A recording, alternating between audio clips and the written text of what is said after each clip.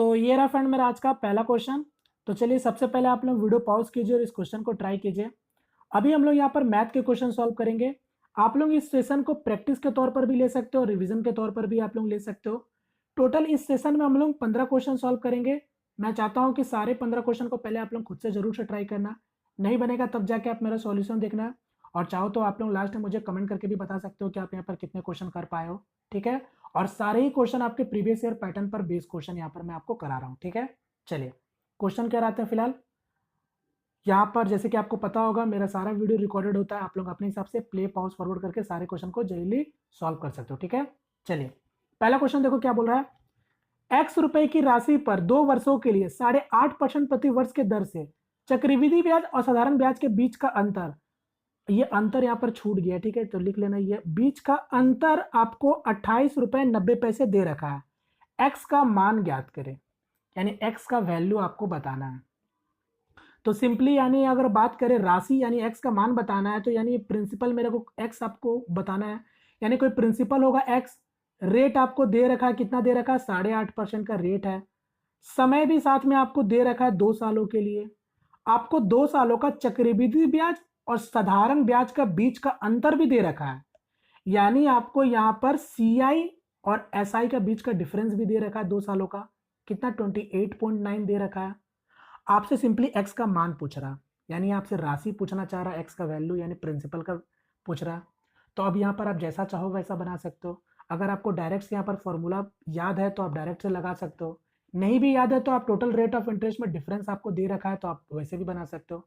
जैसा चाहो आप वैसा बना सकते हो। अगर मैं फॉर्मूला की बात करूँ, 2 सालों का चक्रवृद्धि ब्याज और साधारण ब्याज का बीच का जो अंतर होता है, तो प्रिंसिपल के साथ क्या रिलेशन होता है, तो P equal to difference into 2 times 100 divided by rate into rate.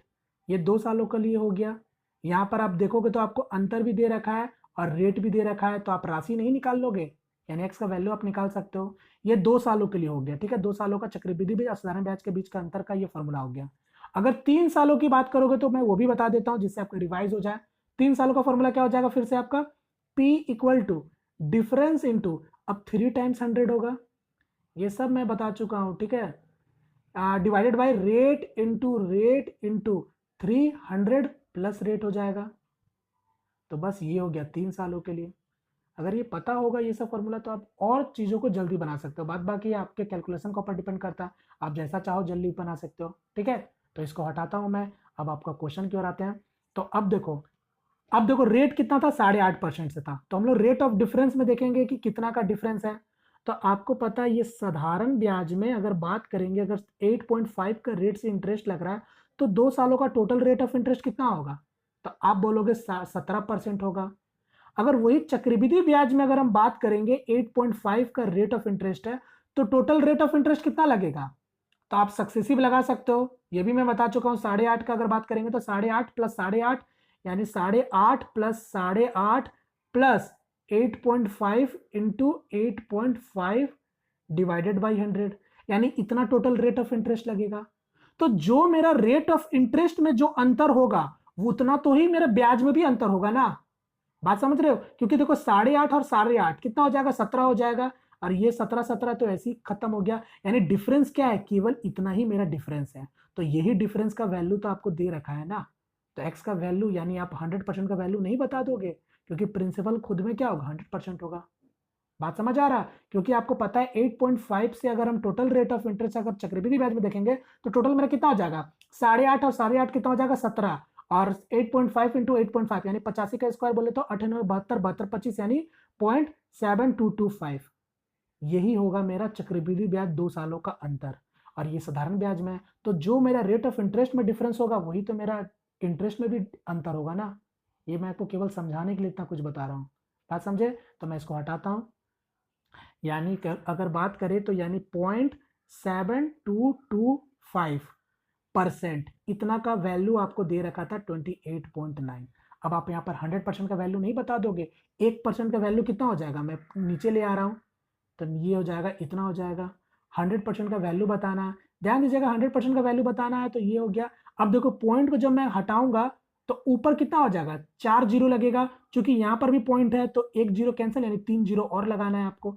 तो 1 जीरो और 1 0 यहाँ मैंने लगा दिया और 100 मैं यहाँ लिख देता हूँ। अब आप सॉल्व कर सकते हो। तो अब चलिए काट कुट कर लो। तो 25 से काटेंगे 4 बार में कट जाएगा, 25 से काटेंगे तो ये कितने बार में कटेगा, 25 2 और 2 कितना हो जाएगा 8 200 और ये आपका 9। फिर और काट लो तो 289 से 289 ऐसे कट जाएगा, यानी 4 गुना 1000 यानी 4000, यानी यही प्रिंसिपल होगा। करेक्ट आंसर हो जाएगा ऑप्शन नंबर बी। क्लियर। चलिए नेक्स्ट क्वेश्चन कर बढ़ते हैं। एक क्वेश्चन इसको ट्राई करो। अब यहां पर क्या दे रखा है, a प्लस बी प्लस सी आपको दे रखा है, ए बी बी सी सी ए 12 दे रखा है, a cube plus b cube plus c cube minus 3 a b c किसके बराबर होगा, बता दो। तो जल्दी से बताओ इसका आंसर क्या होगा। देखो ये सब फॉर्मूला तो आपको डायरेक्ट से याद होने चाहिए, क्योंकि इस पर based question already NTPC CBT 1 exam में पूछे जा चुके हैं। ठीक है, तो अब आपका अगर मैं फॉर्मूला की बात करूं तो सबसे पहले मैं आपको फॉर्मूला बता देता हूं, a cube plus b cube plus c cube minus 3abc किसके बराबर होता है, a plus b plus c equal to क्या होता है फॉर्मूला, देखो a square plus b square plus c square minus a b minus b सी और minus सी ए, ये होता है फॉर्मूला एक। अब यहां पर देखोगे आपको आपको दे क्या रखा है, ए प्लस बी प्लस सी का वैल्यू दे रखा है, ए बी बी सी सी ए का वैल्यू दे रखा है, आपको इतना का वैल्यू निकालना है। तो पहले तो आपको ए स्क्वायर बी स्क्वायर सी स्क्वायर भी निकालना पड़ेगा। ठीक है, ये फॉर्मूला होता है, बट एक और फॉर्मूला होता है जहां पर आपको ए स्क्वायर बी स्क्वायर सी स्क्वायर निकालने की जरूरत नहीं है। अगर दूसरा फॉर्मूला की बात करूं तो इक्वल टू के बाद फिर फॉर्मूला क्या हो जाएगा मेरा, ए प्लस बी प्लस सी, ये तो ऐसे ही रखेंगे। यहां पर अब क्या हो जाएगा, ब्रैकेट देके a plus b plus c का ये सी हो जाएगा whole square minus 3 times a B plus B c plus c a, यही होता है आपका फॉर्मूला। बोलो क्लियर है। अब आप जैसा चाहो वैसा बना सकते हो, क्योंकि आप इस फॉर्मूला से ही बना सकते हो, मगर इसके लिए आपको ए स्क्वायर बी स्क्वायर सी स्क्वायर निकालना पड़ेगा, और इस फॉर्मूला में अगर आप बनाओगे तो वहीं से डराइव होकर ही आपका आता है। तो अब आप इसको इस फॉर्मूला में डायरेक्ट से आप बैठा के इसका आंसर निकाल सकते हो। यहाँ पर आपको कुछ निकालने की जरूरत नहीं है, मतलब कुछ आपको निकालना नहीं, डायरेक्ट आप यहाँ पर बता देना। तो मैं यहाँ पर डायरेक्ट पुट कर देता हूँ। तो a plus b plus c का वैल्यू कितना दे रखा है, 8 दे रखा है। ठीक है, यानी ये 8 हो गया। फिर a plus b plus c का होल स्क्वायर, यानी यहाँ पर ब्रैकेट देके यहाँ पर a plus b plus c का होल स्क्वायर यानी 8 का स्क्वायर 64 हो गया, माइनस 3 टाइम ये आपका A B plus B C और प्लस सी ए का वैल्यू कितना 12, यानी 12 गुना 3 36। सॉल्व कर लो तो 64 में से 36 जाएगा, यानी 14 यहाँ हो गया 14 यहाँ हो गया 28। तो 28 गुना 8 कितना हो जाएगा, 28 गुना 8 कितना, 8 8 64 और 6 8 2 16 6 6 22, यानी 224 इसका करेक्ट आंसर होगा ऑप्शन नंबर डी। क्लियर, उम्मीद करता हूँ सभी लोगों को समझ आएगा। तो करेक्ट आंसर जाएगा ऑप्शन नंबर डी। मैं यहाँ पर हर एक चीज बता रहा हूँ ताकि चीजें हर किसी को समझ जाए अच्छे तरीके से। चलो नेक्स्ट क्वेश्चन इसको ट्राई करो। अब एक क्वेश्चन ज्योमेट्री का क्वेश्चन है जो रेलवे एग्जाम में कई बार पूछा जा चुका है। ठीक है, यहाँ पर क्या बोला, एक वृत्त का जीवा ए बी और सी डी वृत्त के बाहर एक बिंदु पी पर मिलते हैं। यदि A B 6 centimetre C D 3 centimetre और पी डी 5 सेंटीमीटर है तो पी बी किसके बराबर होगा, ये आपको बताना है। तो कॉर्ड इंटरसेक्ट थ्योरम आपको पता होना चाहिए। यहाँ पर अगर बात करें यहाँ पर देखो क्या बोला है कि ए बी और सी डी कोई कॉर्ड है, तो ये मैं मान लेता हूँ कि कोई एक कॉर्ड होगा ए बी और ये आपका कोई एक कॉर्ड होगा सी डी। ठीक है, और ये बाहर पी पॉइंट पर यानी एक्सटर्नल पॉइंट पर आपका मिल रहा है। आपको क्या बोला है, ए बी आपको दे रखा है यानी ये 6 दे रखा है, साथ में सी डी आपको दे रखा है कितना 3 दे रखा है, साथ में पी डी भी आपको दे रखा है 5। आपसे पी बी पूछ रहा है किसके बराबर होगा, यानी आपको इतना का वैल्यू पूछा है, यानी इसको मैं एक्स मान लेता हूँ। अब यहाँ पर आपको फॉर्मूला पता होना चाहिए, कई बार मैं बता चुका हूँ। एक मैंने अपने को काफ़ी दिन पहले जब एनटीपीसी के एग्जाम चल रहा था, मैंने ज्योमेट्री के जितने भी इंपॉर्टेंट थ्योरम थे उसका मैंने आपको फोटो लेके अपने टेलीग्राम चैनल पर शेयर किया था, आपको याद होगा। तो सब मैंने आपको बता रखा था। तो डायरेक्ट यहाँ पर फॉर्मूला क्या हो जाएगा, अगर मैं फॉर्मूला की बात करूँ तो क्या हो जाता है मेरा, P B into P A equal to किसके बराबर होता है, P D into P C के बराबर होता है। ये आपको पता होना चाहिए। तो यहाँ पर अगर मैं बात करूँ तो पी बी कितना एक्स, वही आपको निकालना है। पी ए का वैल्यू क्या हो जाएगा 6 प्लस एक्स हो जाएगा, यानी 6 प्लस एक्स हो गया। पी डी का वैल्यू कितना हो जाएगा 5 हो जाएगा, और 6 5 3 8 हो जाएगा। अब सॉल्व कर लो, ये आपके ऊपर है, अब आप कितना जल्दी सॉल्व कर पाते हो। तो यहाँ पर अगर मैं देख पा रहा हूँ तो ऑप्शन भी आपके पास है, तो यहाँ सेटिस्फाई होते हुए साफ साफ दिख रहा है। कौन सा सेटिस्फाइड होगा बताओ, तो यहाँ पर कौन सा सेटिस्फाइड होगा? तो दिख रहा है कि नहीं 4 होगा कि नहीं होगा, बताओ तो, क्योंकि 6 4 10 और 10 गुना 4 कितना होगा 40, और यहाँ पर भी 8 5 40। ये स्मार्ट वर्क होता है, आप इतना करके भी आप ऑप्शन से बता सकते हो, वरना आप सॉल्व कर सकते हो। यहाँ पर क्या हो जाएगा, एक्स स्क्वायर हो जाएगा और ये आपका हो जाएगा प्लस 6x माइनस 40, ये आपका बन गया क्वाड्रेटिक इक्वेशन।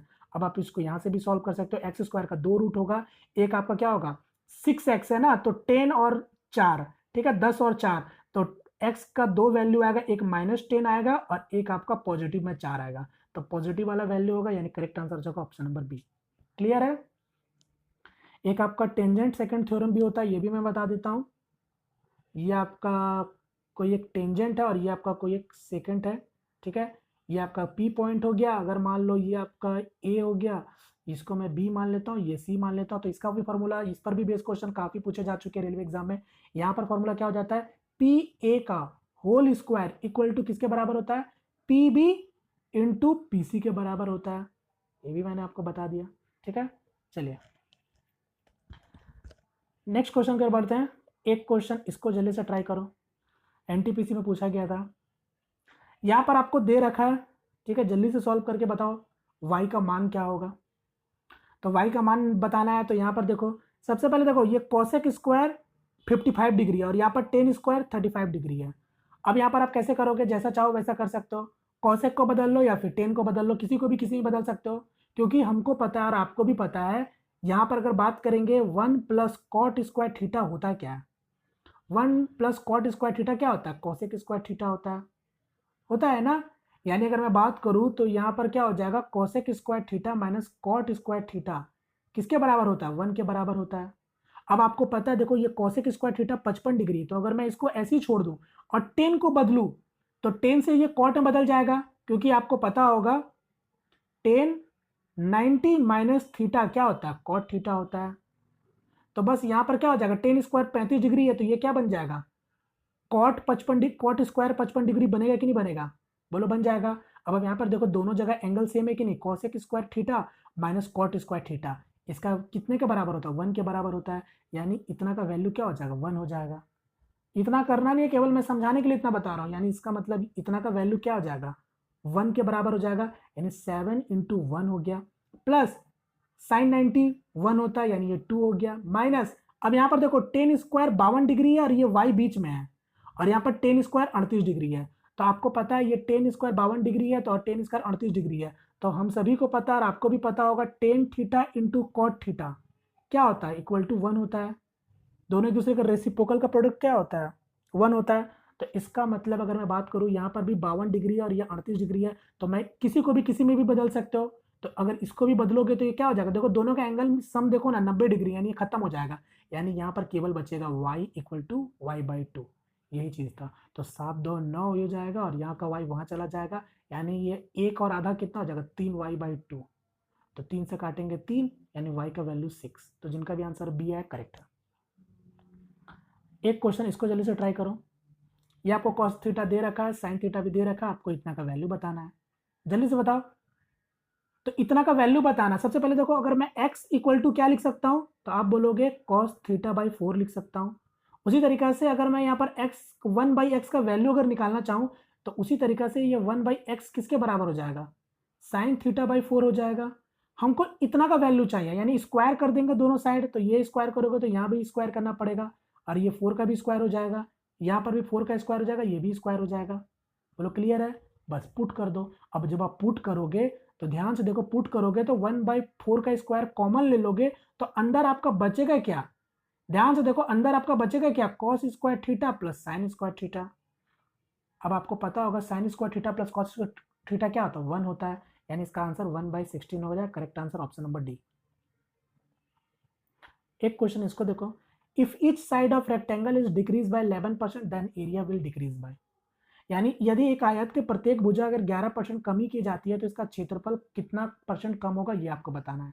तो डायरेक्ट आप यहाँ पर भी सक्सेसिव लगा सकते हो, आपको पता अगर 11% अगर कम हो रहा है तो सक्सेसिव लगा देंगे, पहला 11% कम हो रहा है, फिर दूसरा में भी 11% की कमी आ रही है तो सक्सेसिव में लगा रहा हूँ, तो यहाँ पर क्या हो जाएगा, आपका प्लस और ये माइनस माइनस प्रोडक्ट में प्लस हो जाएगा, यानी 11 11 121/100, यानी अगर सॉल्व करोगे तो 1.21%। तो ये 11 कितना हो जाएगा, -22%, और ये आपका प्लस में है आपका 1.2, तो इसको लेस करोगे तो क्या आ जाएगा 20.79%। चूंकि माइनस आपका ये इंडिकेट कर रहा है कि एरिया आपका घटेगा। बात समझ गए? तो करेक्ट आंसर हो जाएगा ऑप्शन नंबर सेकंड। क्लियर है? चलिए नेक्स्ट क्वेश्चन कर बढ़ते जल्दी से। एक क्वेश्चन इसको देखो, यहाँ पर बोला वह लघुत्तम संख्या ज्ञात कीजिए जिसमें 12, 15, 20 तथा 54 से भाग देने पर प्रत्येक दशा में 4 शेष बचे। जल्दी से बता दो। तो प्रत्येक दशा में 4 शेष बचे, अगर ये चीज अगर नहीं होता, प्रत्येक दशा में ये वाला चीज अगर नहीं होता, क्वेश्चन इतना होता वह लघुत्तम संख्या ज्ञात कीजिए जिसमें ये नंबर सब भाग हो जाए।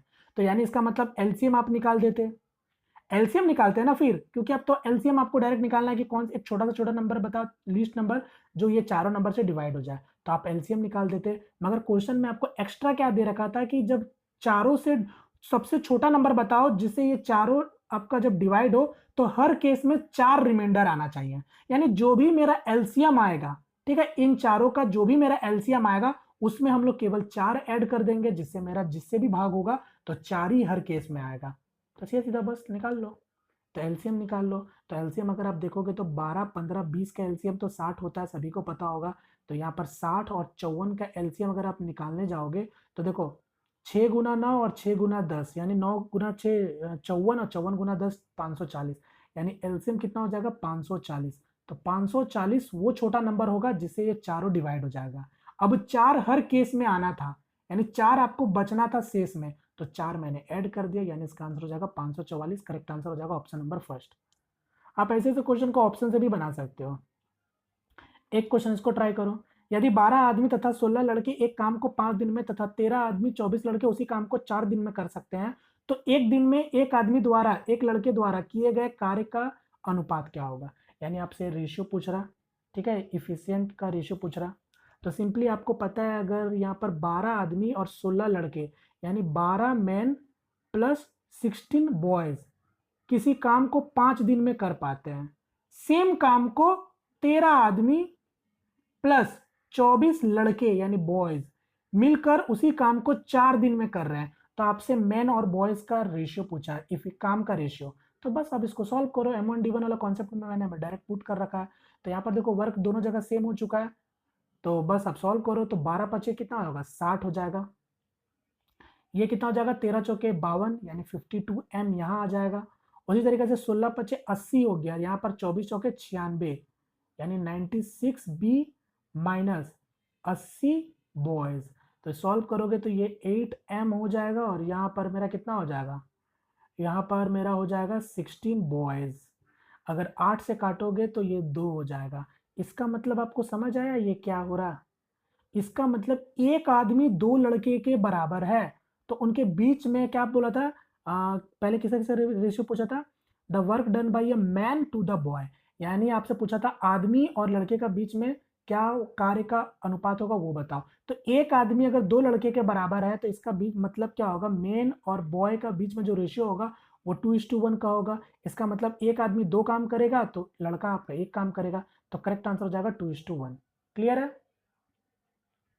चलिए नेक्स्ट क्वेश्चन के बढ़ते हैं।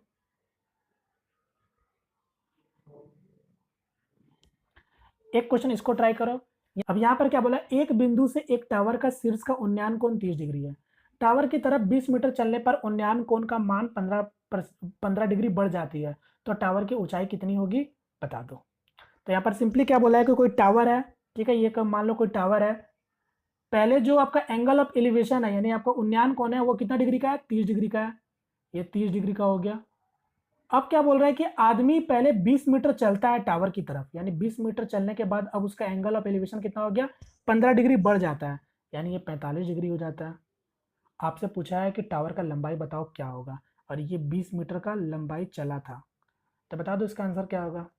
अब इस क्वेश्चन को भी आप जैसा चाहो वैसा बना सकते हो, आप बेसिक से बना सकते हो या फिर रेशियो से भी आप डील कर सकते हो। अगर यहाँ पर बात करेंगे ये 45 डिग्री का अगर कोण है, तो ये अगर मेरा 20 मीटर है, तो जो मेरा इतना का दूर का जो दूरी होगा वही मेरा ये भी दूरी होगा, क्योंकि 45 है तो ये भी 45 डिग्री होगा, तो 45 के डिग्री का मतलब ये अगर x होगा तो ये भी तो x होगा। बात समझ रहे हो? तो इसको आप जैसा चाहो वैसे बना सकते हो। यहाँ पर मैं रेशियो से अगर बनाना चाहूँ तो देखो आपको पता है ये x हो जाएगा, अगर ये पूरा अगर हाइट अगर x है, मैं अगर मान लूँ इसका हाइट अगर x हो गया, तो बेसिक से बता रहा हूँ, ठीक है। तो टेन थीटा ये आपका पहले एंगल ऑफ एलिवेशन क्या था, 30 डिग्री था। तो इस वाले एंगल ऑफ एलिवेशन से हम लोग पहले बैठा रहे हैं, तो टेन 30, ठीक है। तो टेन थीटा होता क्या है, P बाई बी, यानी परपेंडिकुलर यानी लंब कितना हो गया x, और आधार कितना हो जाएगा टोटल, यानी x प्लस 20 हो जाएगा। यही मेरा टेन 30 के बराबर होगा। तो टेन 30 कितना होता है, 1/√3 होता है। देखो ये सब लेंदी मेथड है, बट मैं आपको केवल समझाने के लिए बता रहा हूँ। बात बाकी आप इसको डायरेक्ट से भी, आपको मैंने बता रखा है कई बार, आप इसको डायरेक्ट से भी डील कर सकते हो, ठीक है। यहाँ पर अगर मैं बात करूँ तो ये क्या हो जाएगा, √3x हो जाएगा, और आपका -x यहाँ हो जाएगा, और ये 20 आपका यही रह जाएगा। तो x अगर आप कॉमन लोगे तो √3 - 1 = 20 हो जाएगा। यानी x का वैल्यू क्या आ गया मेरा, 20/√3 - 1। ध्यान दीजिएगा, ये बस हो चुका है। ये मेरा x का वैल्यू आ गया, और यही मेरे टावर का हाइट भी होगा। ध्यान दीजिएगा, यही मेरा टावर का हाइट भी होने वाला है। अब टावर का हाइट अब देखोगे ऑप्शन में आपको मिलेगा नहीं, क्योंकि आपको इसको थोड़ा और सॉल्व करना पड़ेगा। क्या है, 20/√3 - 1 है। तो मैं इसको हटा रहा हूं, तो ये क्या आया था x का वैल्यू, 20√3 - 1। हम उसको ऊपर नीचे अगर रेशनलाइज कर दे तो ये क्या हो जाएगा, ये इधर से ये हो जाएगा, इधर से ये हो जाएगा। तो ये क्या हो जाएगा, a + b a - b, यानी a² - b² का फॉर्म आ जाएगा। यानी 3 में से एक जाएगा 2, और 2 को आप जब 20 से काट दोगे तो क्या जाएगा, 10। यानी इसका आंसर हो जाएगा सीधा सीधा ये आपको दिख रहा, correct answer option number first. Clear है? उम्मीद करता हूँ सभी लोगों को समझ आया होगा। चलिए नेक्स्ट क्वेश्चन की ओर बढ़ते हैं। एक क्वेश्चन इसको देखो, यहाँ पर बोला एक कार पहले 80 किलोमीटर प्रति घंटा की दूरी को 45 किलोमीटर प्रति घंटा के से चाल से तथा अगले 80 किलोमीटर की दूरी 55 किलोमीटर प्रति घंटा के चाल से तय करता है, तो 160 किलोमीटर की दूरी के लिए कार का औसत चाल कितना होगा। अब जल्दी से बता दो इसका आंसर क्या होगा। औसत चाल आपसे पूछ रहा है, यानी एवरेज स्पीड पूछ रहा है। ध्यान से देखो, वो जो अलग अलग जो डिस्टेंस ट्रेवल किया है ना, वो सेम डिस्टेंस ट्रेवल कर रहा है। ये केवल आपको ये थोड़ा सा कंफ्यूज करने के लिए आपको 80 दे रखा है, यहाँ पर भी 80 दे रखा है। बात को समझो, और साथ में टोटल डिस्टेंस भी आपको दे रखा है 160 किलोमीटर का। यानी अलग अलग डिस्टेंस वो दो स्पीड से ट्रेवल कर रहा है, और दोनों सेम डिस्टेंस है। तो डायरेक्ट आपको फॉर्मूला मैंने बता रखा है कि जब जब भी कोई दो इक्वल डिस्टेंस के लिए अगर कोई दो डिफरेंट स्पीड से अगर ट्रेवल किया गया, तो औसत गति क्या होता है 2 × S1 × S2 by S1 + S2। Direct आप इस फॉर्मूला में पुट कर सकते हो, ठीक है। यहाँ पर यानी क्या हो जाएगा, 45 × 55 × 2/100। सॉल्व करोगे तो क्या हो जाएगा, 2 से काटोगे तो ये 50, 5 से काटोगे तो ये 10, और ये 11, और 5 से काटोगे तो काट दो, 5 से काटोगे तो ये 2, और ये आपका 9। यानी 99/2 कितना हो जाएगा, 49.5 किलोमीटर प्रति घंटा। यानी correct answer option number first हो जाएगा। अब बेसिक से भी बात करोगे तो कोई बड़ी बात नहीं है, क्योंकि मेरे को इतना कुछ करने का जरूरत ही नहीं है। जब मेरे को पता है दो इक्वल, दोनों अलग अलग, मतलब दोनों सेम डिस्टेंस है ना, तो कुछ करने की जरूरत नहीं है। अगर दोनों अलग अलग डिस्टेंस होता तो फिर हम लोग क्या करते हैं, डायरेक्ट बनाते एवरेज स्पीड। एवरेज स्पीड क्या होता है, total distance by total time, तब हम लोग बनाते हैं। बट यहाँ पर जब दोनों जगह इक्वल डिस्टेंस है तो क्या तकलीफ है, आप इसको आराम से बेसिक से भी बना सकते हो। आपको दो अलग अलग स्पीड क्या दे रखा है, एक 45 किलोमीटर प्रति घंटा और एक आपका 55 किलोमीटर प्रति घंटा। हम लोग टोटल डिस्टेंस मान लेते हैं इनका एलसीएम। एलसीएम क्या हो जाएगा, यहाँ से 5 निकल जाएगा, यहाँ से आपका 11 निकल जाएगा, और यहाँ से आपका 9 निकल जाएगा। यही मेरा इसका एलसीएम हो गया, यानी यही मेरा क्या बन गया, टोटल डिस्टेंस बन गया। अब जब ये टोटल डिस्टेंस है और ये स्पीड है, तो टाइम कितना लगेगा, देख के बताओ टाइम कितना लगेगा, 9 लगेगा। अब ये अगर मेरा स्पीड है, दूसरा स्पीड है, तो यहाँ से टाइम कितना लगेगा, सॉरी यहाँ से आपका टाइम तो 11 लगेगा ना, ये 11 लगेगा यहाँ। और यहाँ से मेरा टाइम कितना लगेगा, अगर ये टोटल डिस्टेंस है तो 9 लगेगा। ये मेरा T2 टाइम 9 लगेगा। यानी टोटल टाइम कितना लगा, 11 और 9 20, और ये है मेरा टोटल डिस्टेंस। तो total distance by total time, तो जैसे भी करोगे घुमा फिरा के वही आंसर आएगा जो आपका आ चुका है। तो 5 से काटोगे तो कितना हो जाएगा, ये 20, यानी आपका 4 हो गया।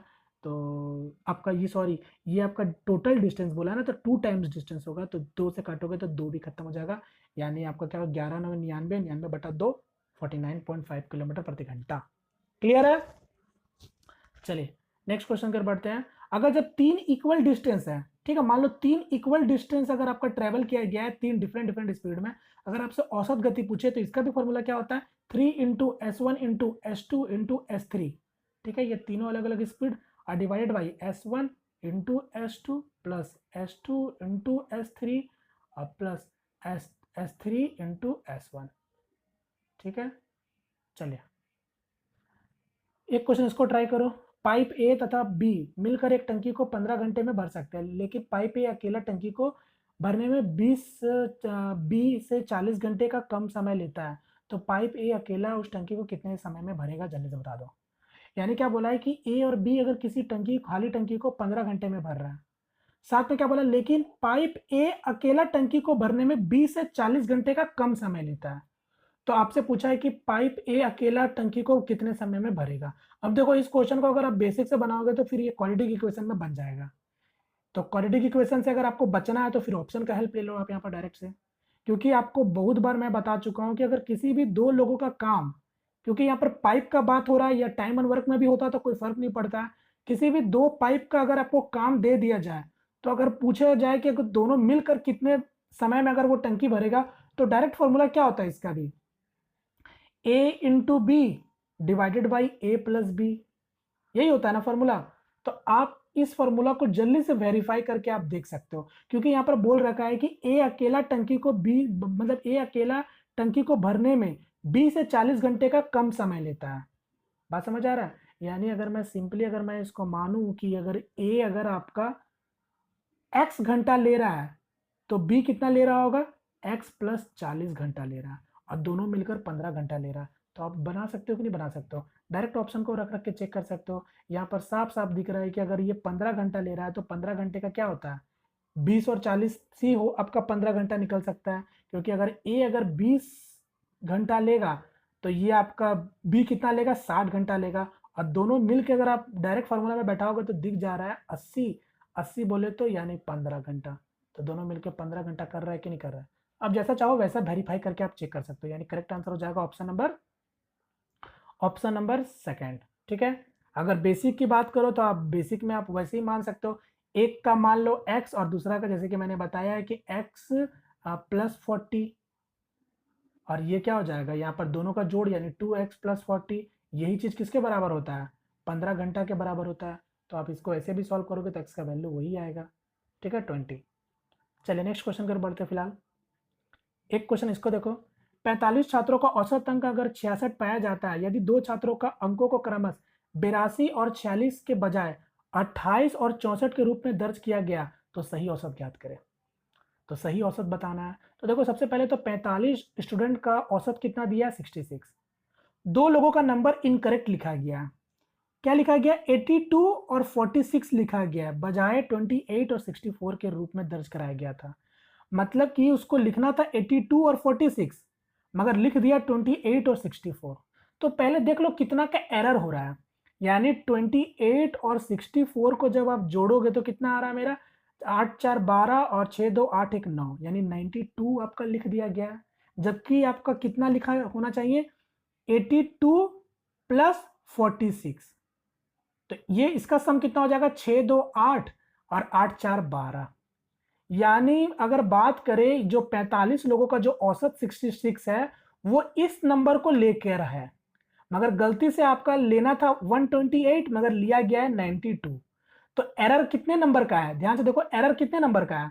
तो यहां से 28 और यहां से आपका 8, यानी 28 और 8 कितना हो जाएगा, 36, यानी 36 नंबर का और इंक्रीमेंट होगा। तो यही 36 नंबर 45 लोगों में बटेगा ना, क्योंकि 66 तो औसत था ही आपका पहले से। तो यही 36 नंबर का और इंक्रीमेंट होगा 45 लोगों में। तो बस जो इंक्रीमेंट होगा उसमें ऐड कर देंगे। तो 36 बटा 45 अगर आप सॉल्व करोगे तो 9 से काटेंगे 4 बार में, 9 से काटेंगे 5, यानी 4 बटा 5 बोले तो 0.8, यानी हर लोगों में 0.8 का इंक्रीमेंट होगा। तो करेक्ट आंसर क्या हो जाएगा, 66.8। तो करेक्ट आंसर हो जाएगा ऑप्शन नंबर सेकंड। अगर बोलता कि पहले अगर बोलता कि गलती से अगर 128 लिख दिया गया जबकि रियल में 92 होना चाहिए था, तब हम लोग क्या करते हैं 36/45 उतना घटा देते हैं, समझ रहे हो। तो बस फिलहाल इसका आंसर हो जाएगा option number B. Next question, इसको देखो। एक वस्तु का अंकित मूल्य 2/5 पर बेचने पर 30% की हानि होती है, तो वस्तु का अंकित मूल्य तथा क्रय मूल्य का अनुपात क्या होगा, जल्दी से बता दो। अब इस क्वेश्चन को भी जैसा चाहो वैसा बना सकते हो। मैं सिंपली कोई क्रय मूल्य को मैं मान लेता हूं 10, ठीक है, क्रय मूल्य को मैं मान लेता हूं 10।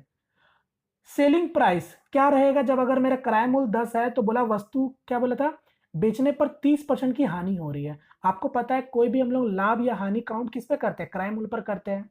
यानी कोई भी प्रॉफिट और लॉस हम लोग किस पे काउंट करते हैं, सीपी पर काउंट करते हैं। अगर 10 माना है इसका क्रय मूल्य, तो मेरा सेलिंग प्राइस क्या होना चाहिए, 7 होना चाहिए ना, अकॉर्डिंग टू क्वेश्चन। तो बस अब आप ध्यान से देखो, आपको अंकित मूल्य और विक्रय मूल्य का अनुपात आपको इनडायरेक्टली दे रखा है।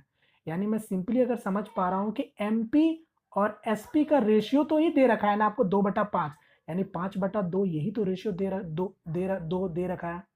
समझे मेरी बात को, मैं क्या बोलना चाह रहा हूं, ध्यान से देखो। यानी ये 7 हो गया, तो ये 7 किसके बराबर है, 2 के बराबर है। ध्यान से देखो, अगर ये 7 अगर 2 के बराबर है, तो यहां पर हम लोग मार्क प्राइस आप नहीं निकाल लेंगे आसानी से। ये 2 देखो, 2 का कितना गुना, ये 7 है, तो आप बोलोगे 3.5 गुना है। तो 5 का भी आप 3.5 गुना कर दो, तो 5 या 15 यानी 17.5 हो गया। तो बस आ गया, ये मेरा एमपी आ गया, ये मेरा सीपी आ गया। यही तो रेशियो आपसे पूछा था कि आपको मार्क प्राइस और कॉस्ट प्राइस का रेशियो। तो मार्क प्राइस कितना हो जाएगा, 17.5 हो जाएगा, और सीपी कितना हो जाएगा आपका, 10 हो जाएगा। पॉइंट हटाएंगे तो नीचे एक जीरो और लग जाएगा, 25 से काटेंगे तो आपका 7 बार में और 4 बार में, यानी 7 और 4 का अनुपात होगा। Correct answer option number B. Clear है। सेकंड लास्ट क्वेश्चन, इसको देखो। एक त्रिभुज में अंतवृत्त का त्रिज्या ज्ञात करें जिसका भुजाएं 9 सेंटीमीटर, 12 सेंटीमीटर और 15 सेंटीमीटर है। जल्दी बता दो। यानी कोई आपका एक सर्कल है किसी ट्रायंगल के अंदर में, और उस ट्रायंगल का आपको भुजा भी दे रखा है। आपसे उस सर्कल का अंतवृत्त त्रिज्या आपको ज्ञात करना है, ठीक है। यानी आपको उस सर्कल का इन रेडियस निकालना है। सबसे पहले देखो, मेरा जो जो उस ट्रायंगल का भुजा दे रखा है, ध्यान से देखो, जो उस ट्रायंगल का भुजा दे रखा है, क्या दे रखा है, 9, 12, 15। इससे आपको पता नहीं चल पा रहा है कि ये कौन सा ट्रायंगल है। यहां पर देखोगे तो ये कौन सा ट्रायंगल दिख रहा है, ये समकोण ट्रायंगल दिख रहा है, यानी ये आपका राइट एंगल ट्रायंगल दिख रहा है। 9, 12, 15 का ट्रिपलेट बनता है। ध्यान से देखो, 3, 4, 5 का ट्रिपलेट तो आप जानते हो ना, इसी का तो ये 3-3 गुना है। बात समझ आ रहा है, यानी ये राइट एंगल ट्रायंगल है। अब आपको जब राइट एंगल ट्रायंगल है तो आपको पता होना चाहिए, अगर राइट एंगल ट्रायंगल के अंदर में अगर कोई सर्कल है, अगर आपसे पूछा है कि उसका रेडियस बताओ, तो मैंने इसका डायरेक्ट से फॉर्मूला बता रखा है कि किसी भी ट्रायंगल के अगर अंदर में अगर कोई सर्कल है तो कौन सा ट्रायंगल होगा, कोई भी ट्रायंगल होगा। तो ये तो राइट एंगल ट्रायंगल है, तो रेडियस का फॉर्मूला क्या होता है, आर इक्वल टू क्या हो जाएगा मेरा, P plus B minus hypotenuse by 2। ये हो गया डायरेक्ट इन रेडियस का फॉर्मूला। अगर ये कोई इक्विलेटरल ट्रायंगल होता, यानी आपका कोई एक समबाहु, अगर समबाहु त्रिभुज होता, तो फिर फॉर्मूला आपका अलग बनता है। उस वक्त आपका क्या होता है, अगर कोई एक इक्विलेटरल ट्रायंगल के अंदर में अगर आपका कोई सर्कल होता, अगर इसका रेडियस अगर बात करेंगे और इसका भुजा अगर ए होता, तो इसका रेडियस किसके बराबर होता, R equal to A by 2√3 होता है। ये सब कुछ मैंने बता रखा है, यही 2 पर बेस क्वेश्चन आपके एग्जाम में बनते हैं। तो अब फिलहाल अगर इस क्वेश्चन की बात करेंगे तो यहाँ पर क्या हो जाएगा, P प्लस बी और माइनस एच, यानी आपका देखो 12 और ये 9 कितना हो जाएगा, 21 हो जाएगा। 21 में से 15 जाएगा तो कितना होगा, 6 बचेगा। 6 को 2 से भाग दोगे तो कितना होगा, 3। यानी रेडियस मेरा जो होगा वो 3 होगा। करेक्ट आंसर हो जाएगा ऑप्शन नंबर थर्ड। आपसे सर्कल का अब एरिया पूछेगा तो आप आसानी से बना सकते हो, क्योंकि आपके पास रेडियस आ चुका है। क्लियर है, उम्मीद करता हूं सभी लोगों को समझ आया होगा। और चूंकि आपको पता होगा, अगर अगर सर्कल के अंदर में अगर मेरा कोई अगर समकोण त्रिभुज हुआ, यानी राइट एंगल ट्रायंगल हुआ, तो इसका जो हाइपोटेन्यूज यानी इसका जो कर्ण होगा, वही उस सर्कल का व्यास के बराबर होगा, यानी डायमीटर के बराबर होगा। ये भी चीज आपको पता होना चाहिए। चलिए फिलहाल मैं इसको हटाता हूं। और जैसे कि अगर बात करें, अगर कोई सर्कल के अंदर में अब आपका कोई एक समबाहु त्रिभुज हुआ, तो इसका ये आपका क्या हो जाएगा, सर्कम रेडियस, यानी आर इक्वल टू, फिर यहाँ पर क्या, अगर इसका भुजा अगर ए है तो फिर क्या हो जाता है, ए बाई क्या हो जाता है, √3 हो जाता है। ये भी आपको पता होना चाहिए, ठीक है। चलिए बस इतना आपको पता होना चाहिए कम से कम। नेक्स्ट क्वेश्चन, और ये मेरा आज का लास्ट क्वेश्चन है, जो कि अब आप मैं चाहता हूँ कि इस क्वेश्चन का आंसर आप लोग मुझे कमेंट करके बताना, ठीक है। तो चलिए, तो उम्मीद करता हूँ फ्रेंड्स आपको आज का सेशन पसंद आया होगा। पसंद आया तो प्लीज़ वीडियो को लाइक करके अपना सपोर्ट जरूर दिखाइएगा। तो इसी तरीके से बस आप लोग प्रैक्टिस करते रहिए जितना ज़्यादा से ज़्यादा हो सके। ठीक है, मैं बार बार बता चुका हूँ, सब कुछ आप पढ़ चुके हो, केवल और केवल आपको सिर्फ और सिर्फ प्रैक्टिस करना है और तब तक प्रैक्टिस करना है जब तक आपका एग्जाम ना हो जाए। ठीक है, तो चलिए फिलहाल यहाँ पर इस वीडियो को वाइंड अप करता हूँ। और अभी तक आपने मेरा टेलीग्राम ग्रुप और चैनल ज्वाइन नहीं किया तो जरूर से ज्वाइन करो, सारा लिंक मैं आपको डिस्क्रिप्शन बॉक्स में दे दे रहा हूँ। अगर आपको इस क्लास का पीडीएफ चाहिए तो भी मैं अपने टेलीग्राम में इसको शेयर कर दूंगा। ठीक है, वहाँ से आप लोग डाउनलोड कर सकते हो। चलिए फिलहाल यहाँ पर इस वीडियो को वाइंड अप करता हूँ। मिलते हैं फ्रेंड किसी नेक्स्ट वीडियो में, तब तक के लिए जय हिंद, जय भारत।